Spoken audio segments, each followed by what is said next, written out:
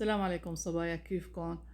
صبايا، الشنيون اليوم من أسهل الشنيونات على الإطلاق. ليش؟ لأنه هي تعتمد على كذا خطوة، بس يعني كم خطوة مو أكتر. أول خطوة إنه هو نحن ربطنا الشعر كله بمطاطة هون بالمتوسط، حاولنا نرفع الشعر كله، تمام؟ هي أول خطوة. تاني خطوة، رفعت الخصلة كلها، شفتوها من خلال الفيديوهات اللي أنا سويت لكم إياه. رفعتها وحطيت مطاطة كمان صغيرة هون، تمام؟ كرمال ليش؟ ليعطيني هالقلب الحلوة هيك، كرمال ما تبين المطاطة من هون، بيعطيني بومبي كتير حلو. طيب، ثالث خطوة، حطيت الحشوة فين؟ فوق المطاطة وثبتها، تمام؟ هاي ثالث خطوة. طيب، رابع خطوة صبايا، انه انا الخصلة اللي انا هون ثبتها بالمطاطة وقلبتها فوق الحشوة صبايا، هاي نفسها قسمتها لأربع أقسام. شايفين صبايا؟ هلا هيك بفتحها شوي شوي، وهلا من هون كمان نفس الشي بدي افتح الضفيرة. بحاول طبعا اذا لقيتني محتاجة لبخة سبراي اوكي ما في مشكلة، ها ببخها صبايا وباخد وبفتحها، وفورا بحباسة بحطها هون حباسة. لاحظين؟ هلا هي شكلتها. هلا هون فيني لقيت خصلة بدي شوي هيك افردها اكتر، بفردها ما عندي اي مشكلة لانه انا بخيت سبراي.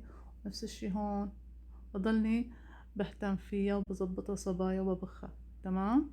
هلا هون انا ليش ما صورت الخطوات كلها صبايا؟ انا سويت هونيك هلا افرجيكم اياه، بس هيك كرمال يكون فيديو مختصر وما يكون طويل وممل بالنسبة لإلكم. هلا هون نفس الشي، هي عبارة عن ضم أو غرز البنس المفتوحة للضفيرة بخصلة الضفيرة. شايفين؟ ليعطينا الشكل الحلو. جدا سهل. ما بننسى صبايا كل خطوة بنبخ عليها سبراي، وإذا احتجنا للكريم المصفى. لاحظوا خلصنا من فوق صبايا.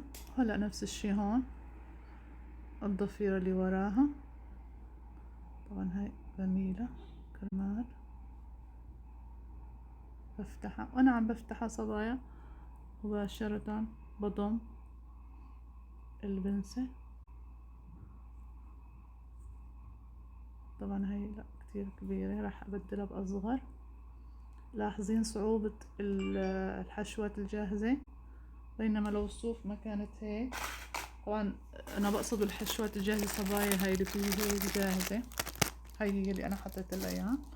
طيب أنا اضطريت أحط الحشوة الجاهزة لأنه الصوف ما لقيت اللون الأشقر، فلما أنا بحط الحشوة الغامقة بتبان ما حلوة.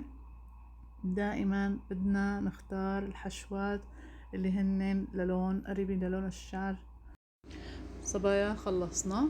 طبعا كل الخصل اللي قسمناها سويتها بشكل الضفيرة وفردتها مثل ما أنا فرجيتكم هون صبايا، لاحظوا. وتركت أنا هالأطراف البقيانة من الخصلة لفرجيكم كيف إنه تخلصنا منها. نفس الشي عملنا في الخصل الباقيين. طبعا بكل سهولة صبايا، ببساطة بنبرمها هيك برم، تمام، ومنحطها بقلب تحت الحشوة طبعا.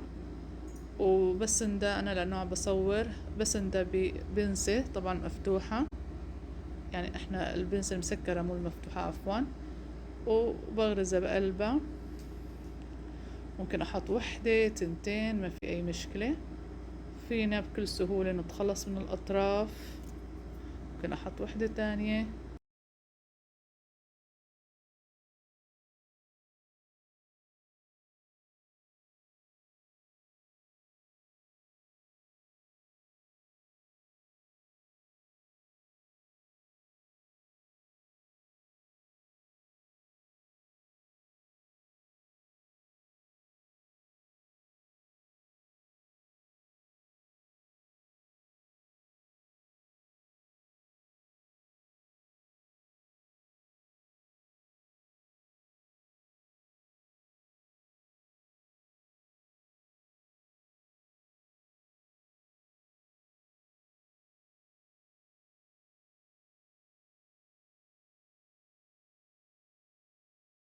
وخلصنا تمام، والزبونة فيها تروح وما عاد تاكل هم حطت طرحة، حطت حجاب، أي شيء ما راح يتأثر تتأثر التسريحة ويتأثر الشنيون.